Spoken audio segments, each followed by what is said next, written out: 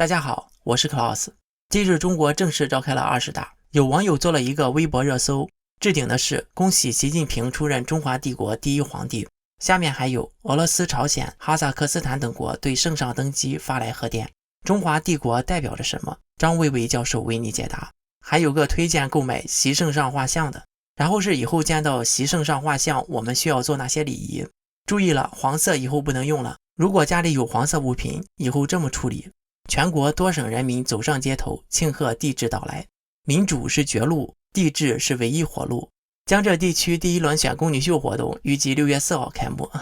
网友真的是有才，笑死。我想当年袁世凯登基要是有微博，估计就是这样子吧。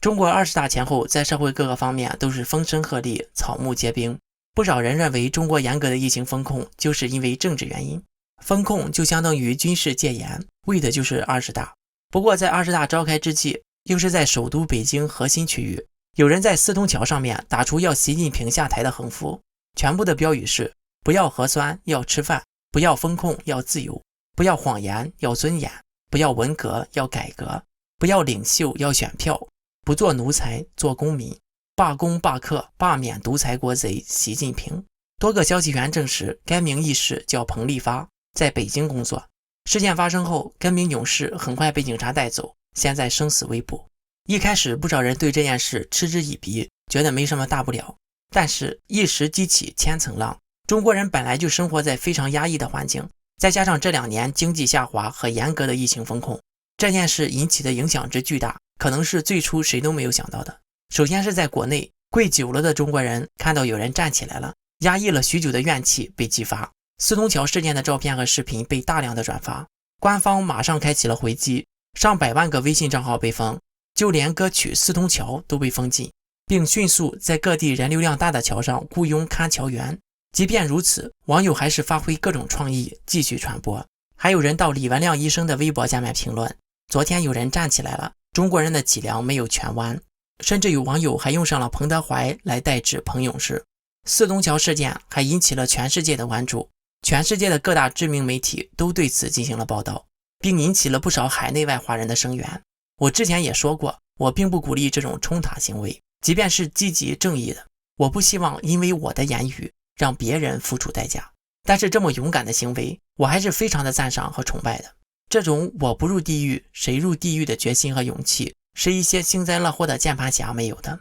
让我想起戊戌变法的谭嗣同，他本来可以不死，但是却选择用自己的鲜血唤醒中国人。不过当时的信息传播不发达，但是现在不一样了，即便是在中国严格的网络管控下，彭勇士的行为还是激起了不少中国人的斗志。网友用各种方式传播此次事件，我认为这件事可能会成为中国历史上的一次重大事件，是颜色革命和非暴力不合作运动的一个导火索。不少海外华人到中国大使馆抗议声援，还有人组织一起穿汉服为彭勇士发声。很多留学生把这次事件的双语版本分享到学校的公示栏，还有的写到学校的门口。不过在国内，我不鼓励这样的公开抗议，我们可以发挥各种聪明才智，跟中共严格的管控斗智斗勇。我觉得以下的一些方式非常值得推广：在自己家打印传单，戴口罩墨镜，发放到没有摄像头的宣传栏、电线杆、公共厕所、公园长椅、公交车站等，特别是公共厕所里面没有摄像头，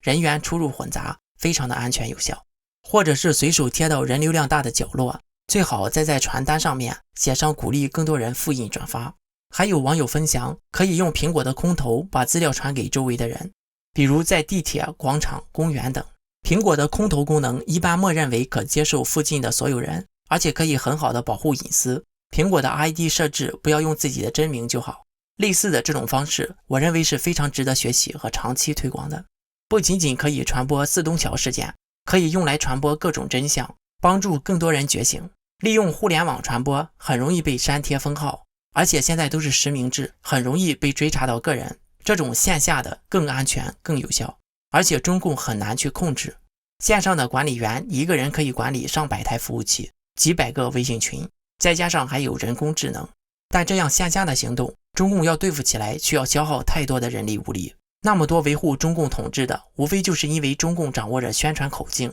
我相信只要人人行动起来，民间的力量是很大的，足以抗衡中共虚假的宣传。其实类似的方式是法轮功团体一直都在做的，我跟他们没有任何关系，对他们也不做任何评价，但是他们有恩于我。我的觉醒就是在我小学的时候捡到了他们的小册子，上面记录了很多中共血腥镇压的历史和中共高层的黑幕。因为那个时候小，这件事在我幼小的心灵种下了一个种子，后来再看到关于对中国不好的宣传也不会觉得反感，慢慢的就觉醒了。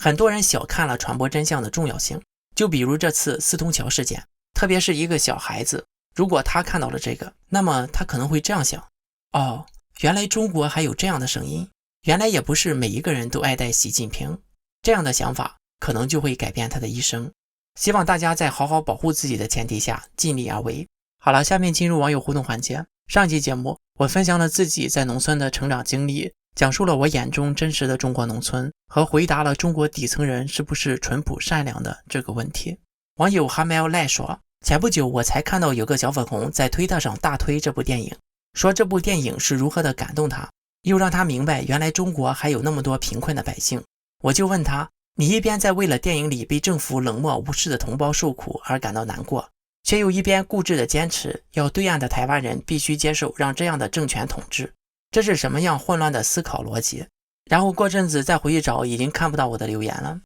网友 A 妹说，我和你的成长经历很像，我是91年的，生长在中国南部的农村，从小就看我村里面的人为了一点点利益打到头破血流，哪怕对方是亲兄弟。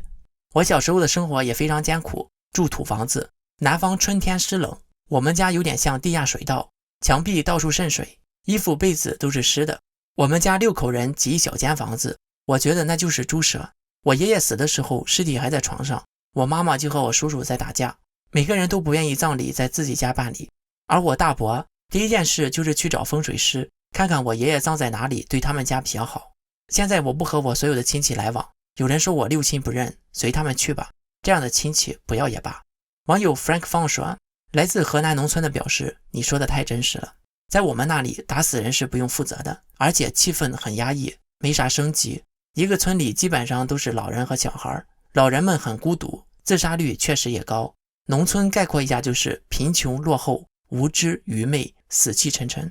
网友赵小龙说，非常赞同博主表达的，中共邪恶，但是中国人也并不善良。我小时候算在城乡结合部长大，条件比农村好，但是我父亲是农村出来的，我小时候会经常回农村。小时候不懂太多的东西，只知道回去有很多新鲜感，越长大后越发现，所谓的农村人淳朴善良都是狗屁。农村人心眼非常多，而且非常攀附气穷，对待比他们贫穷的邻居刻薄、吝啬甚至歹毒，对来自城市或者有点权力的人全是奉承和热心，哪怕自己家快饿死了，有富贵点的远房亲戚来都要大肆宴请。其实他们什么都获得不到，平时就喜欢讨论别人家的不幸，喜欢造谣，喜欢说别人是非。长大后读了鲁迅的文章才发现，这一直是中国人的本性。再说些自己难忘的事，从我记事起，一个从农村出来打工的夫妻租房子在我们家附近，有一个女儿，那时大概10岁左右，没上学，还有个5岁左右的儿子。每家里吃饭，女儿都是在旁边看着，